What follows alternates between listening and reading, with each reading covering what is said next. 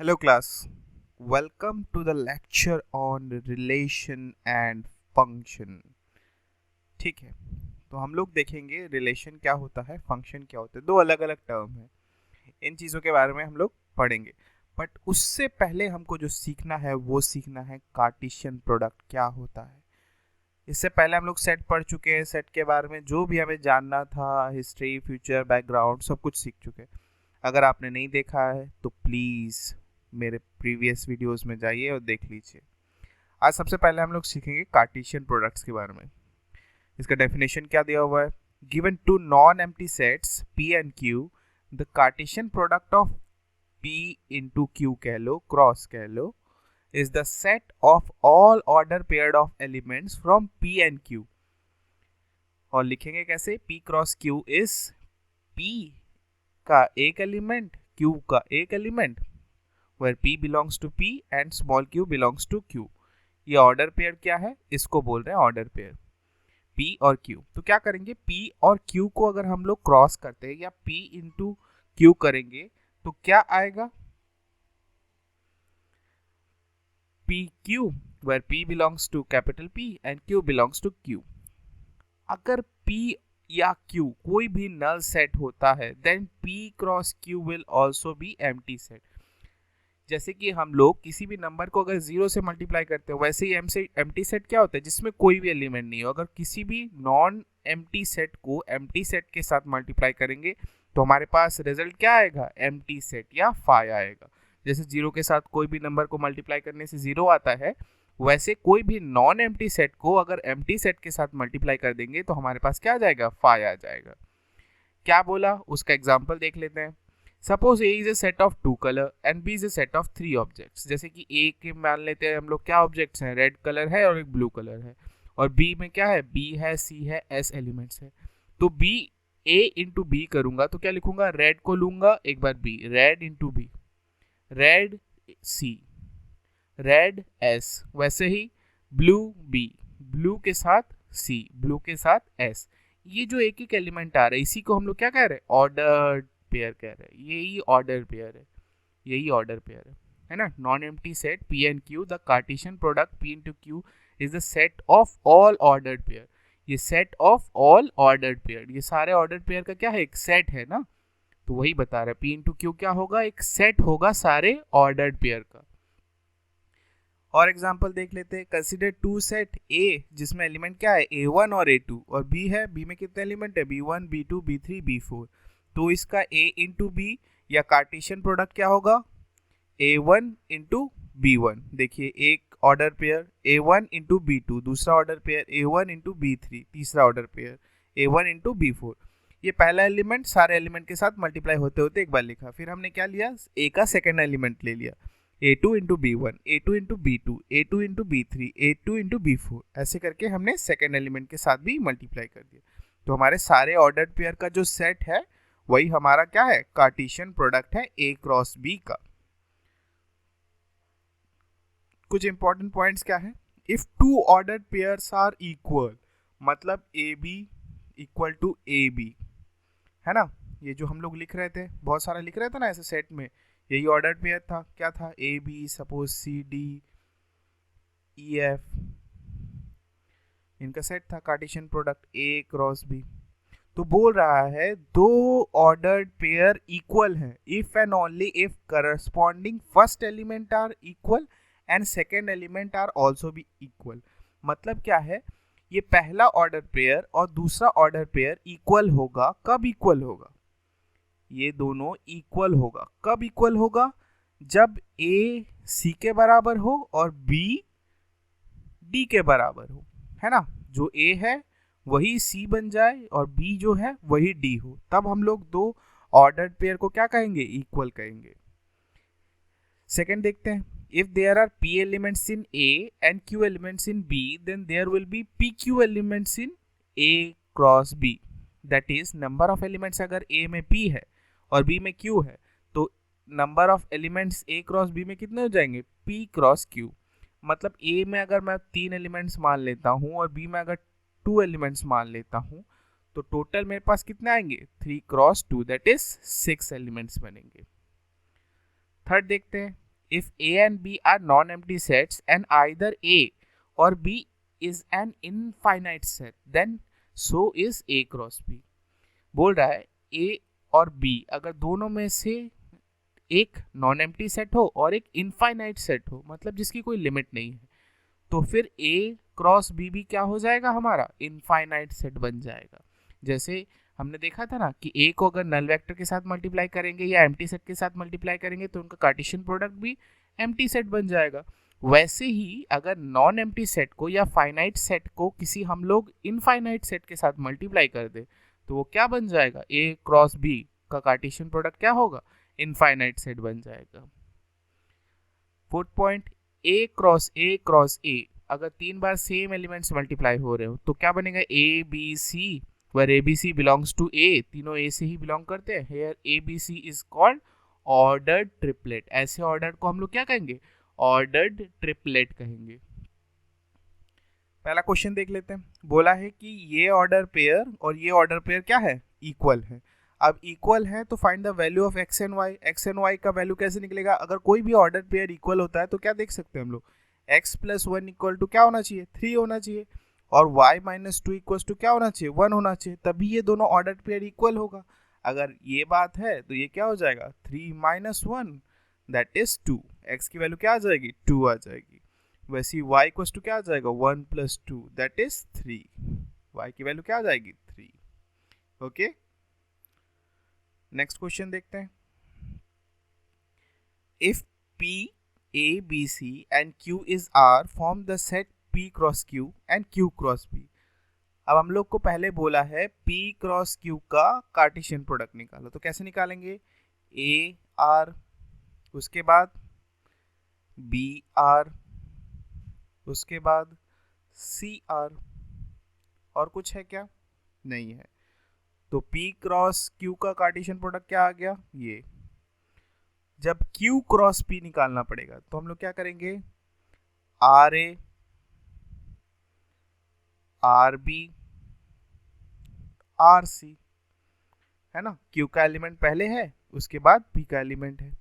Are this two products equal, क्या ये दोनों प्रोडक्ट्स इक्वल है, नहीं, बिल्कुल इक्वल नहीं है। क्यों, आप देखिए, क्या ए आर को हम लोग आर ए के बराबर कह सकते हैं, दोनों में सेम एलिमेंट है, बट कोई भी दो ऑर्डर्ड पेयर इक्वल कब होगा, जब उसका पहला एलिमेंट दूसरे के पहले एलिमेंट से इक्वल हो और सेकंड एलिमेंट सेकंड एलिमेंट के इक्वल हो। ऐसा है क्या, ऐसा बिल्कुल नहीं है। इसीलिए क्या है, P cross Q is not equals to Q cross P। Okay, next देखते हैं। If A equals to 1 2 3 and B equals to 3 4, C equals to 4 5 6, find A cross B intersection C। चलिए पहला क्वेश्चन देखते हैं। तो B इंटरसेक्शन C क्या आ जाएगा, B intersection C, B और C में कॉमन क्या है, सिर्फ 4 है। ओके, और A के साथ मल्टीप्लाई करना हो जाए तो A cross B intersection C, तो हम लोग क्या बनाएंगे, सेट 1 एंड 4 का एक सेट, उसके बाद किसका बनाएंगे, 2 एंड 4 का एक सेट, उसके बाद क्या बनाएंगे, 3 एंड 4 का एक सेट, और कुछ बनेगा क्या, बिल्कुल नहीं बनेगा। क्या बोला है, A क्रॉस B और A क्रॉस C निकालो और दोनों का इंटरसेक्शन करो। करते हैं second question, A cross B निकालते हैं। चलो A क्रॉस B करेंगे तो क्या आएगा मेरे पास, ordered elements 1 3 then 1 4, 2 3 then 2 4, 3 3 then 3 4, इतने ही ऑर्डर पेयर्ड आएंगे। वैसे ही A क्रॉस C करेंगे तो क्या आएगा हमारे पास, 1 4 कॉमा 1 5 कॉमा 1 6, है ना, 2 4 कॉमा 2 5 कॉमा 2 6, 3 4 3 5 3 6। अब A क्रॉस B और A क्रॉस C, इन दोनों का इंटरसेक्शन क्या है, क्या कॉमन है, 1 4 कॉमन है ना, 1 5 है क्या, नहीं, 2 3 है क्या हमारे पास, 2 3 भी नहीं है, 2 4 है क्या, हाँ 2 4 है, और क्या है, 3 3 है क्या, नहीं है, 3 4 है क्या, हाँ 3 4 है। एक बार फिर से चेक कर लेते हैं, 1 3 है क्या, 1 3 नहीं है, 1 4 है, हाँ 1 4 है, 2 3 है क्या, 2 3 नहीं है, 2 4 है, हाँ 2 4 है, 3 3 है क्या, 3 3 नहीं है, 3 4 है, हाँ 3 4 है। तो हमारे पास क्या बन जाएगा, ये बनेगा 1 4 2 4 एंड 3 4। ओके, तीसरा देखते हैं। तीसरे में क्या बोला है, B union C. Okay, B union C क्या हो जाएगा, 3 4 5 एंड 6। अब इसका हमें क्या करना है, ए क्रॉस बी यूनियन सी। चलो करते हैं, 1 3 1 4 1 5 1 6,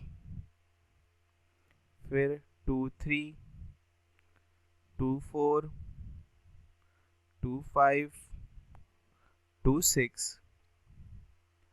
3 3 3 4 3 5 एंड 3 6। ये क्या हो जाएंगे, A cross B union C. If P equals to 1, 2, find the set of P cross P cross P। तो क्या है, 1 P क्रॉस P कैसे निकालेंगे, ये क्या होगा, 1, 2 1, 2 और 1, 2। यही तीनों P के एलिमेंट्स हैं, इनको हमें क्या करना है, क्रॉस करना है, कार्टेशियन प्रोडक्ट निकालना है। तो क्या करेंगे, पहले के फर्स्ट एलिमेंट को चुनते हैं, 1 1 1। ओके, उसके बाद क्या करेंगे, पहले दो के फर्स्ट, दूसरे का तीसरे का दूसरा एलिमेंट, उसके बाद पहले का पहला, दूसरे का दूसरा, तीसरे का फिर से पहला, 1 2 1। ओके, फिर क्या कर सकते हैं, पहले का पहला, दूसरा, इसका भी दूसरा, 1 2 2। अब फिर से शुरू सेकंड से चालू करते हैं। पहले वाले के पहले के साथ सबका हो गया, देखिए पहले में 1 के साथ 1 भी आया, 1 भी आया, 2 भी आया, दूसरे का भी 2 आया, तीसरे का भी 2 आया। ओके, उसके बाद क्या चालू कर सकते हैं, दूसरा एलिमेंट लेते हैं, पहला एलिमेंट इसका, पहला एलिमेंट इसका, उसके बाद क्या होगा, दूसरे का पहले का पहला एलिमेंट, दूसरे का पहला एलिमेंट और तीसरे का दूसरा एलिमेंट। फिर क्या कर सकते हैं, तो पहले का भी पहला दूसरा एलिमेंट, दूसरे का भी दूसरा एलिमेंट, पर पहले वाले का तीसरे वाले का पहला एलिमेंट ही रहने देते हैं। और लास्टली हम लोग क्या कर सकते हैं, तीनों का दूसरा एलिमेंट कर सकते हैं, है ना। हमने पहले क्या किया, पहला एलिमेंट लिया फर्स्ट सेट से, दूसरे वाले से भी फर्स्ट लिया, तीसरे वाले से भी फर्स्ट लिया, उसके बाद पहले वाले और दूसरे वाले में 1 1 रहने दिया, पर तीसरे वाले का 2 ले लिया। फिर एक को चेंज करते हैं कि पहले और तीसरे में 1 रहने देते हैं, फर्स्ट का चेंज कर दे, बीच वाले का मतलब सेकंड वाले का चेंज कर देते हैं। और फाइनली हमने क्या किया, पहले वाले का पहला रहने दिया, दूसरे और तीसरे का 2 2 ले लिया। फिर हमने पहले वाले सेट का चेंज करना चालू किया, पहले वाले सेट में 2 लिया, दूसरे वाले में 1 1 ले लिया, फिर पहले वाले में 2 लिया, दूसरे में चेंज किया 1 लेके और फिर 2 लिया, फिर दोनों पहले और दूसरे में चेंज किया, फिर तीसरे वाले में 1 लिया, और फाइनली 2 × 2 × 2, है ना। क्यों, क्योंकि देखिए कितने एलिमेंट्स हैं, ऑर्डर्ड पेयर है, 1 2 3 4 5 6 7 8, 2 cross 2 cross 2, total ordered pair कितने आ गए, 8 ordered pairs. Okay, next question देखिए, if R is the set of all real number, what do the Cartesian product R and R represent। तो ये क्या है, infinite sets है ना रियल नंबर का, तो इसको हम लोग क्या लिखते हैं, सेट बिल्डर फॉर्म में लिख के छोड़ देते हैं। तो हम लोग क्या लिखेंगे, A और B होगा where A, B belongs to real number, यही होगा। वैसे ही जब R क्रॉस R लिखेंगे तो यहाँ पे क्या होगा, A B C, यही तीन तीन एलिमेंट का ऑर्डर पेयर बनेगा, और A B C क्या होंगे, सब के सब रियल नंबर के पेयर्स होंगे, है ना। नेक्स्ट देखते हैं, if A cross B equals to PQ PR MQ MR find A and B। तो पहले वाले प्रोडक्ट्स किसके होंगे, ए के होंगे, सेट ए के, और दूसरे वाले किसके होंगे, बी के होंगे। तो ए के कौन कौन से एलिमेंट्स होंगे, ए का एलिमेंट होगा पी, क्योंकि 2 बार पी आया 2 बार एम आया तो एम होगा, और बी का कौन कौन से एलिमेंट्स होगा, क्यू होगा, है ना, और आर होगा। आप इसको अगर फिर से कार्टेशियन प्रोडक्ट करेंगे तो यही चीज आ जाएगा, है ना। तो ए के क्या होंगे elements, P N M, B का एलिमेंट्स क्या होगा, क्यू एन आर। तो ये आज का क्लास था कार्टेशियन प्रोडक्ट पे, कि कार्टेशियन प्रोडक्ट कैसे निकालते हैं। हम लोग नेक्स्ट क्लास में जानेंगे कि रिलेशन क्या होता है, उसके बाद फर्दर क्लासेस में हम लोग जानेंगे कि फंक्शन किसे कहते हैं, फंक्शन क्या होता है, उसके ऑपरेशंस कैसे होते हैं रिलेशन एंड फंक्शंस के। ओके, होप आज का लेक्चर आपको समझ में आया होगा। अगर कुछ भी डाउट होता है आप कमेंट कर सकते हैं, अपने फ्रेंड्स के साथ शेयर कर सकते हैं, अच्छा लगा तो लाइक कर सकते हैं, एंड चैनल को सब्सक्राइब कीजिएगा। Okay, till then, bye bye and thank you.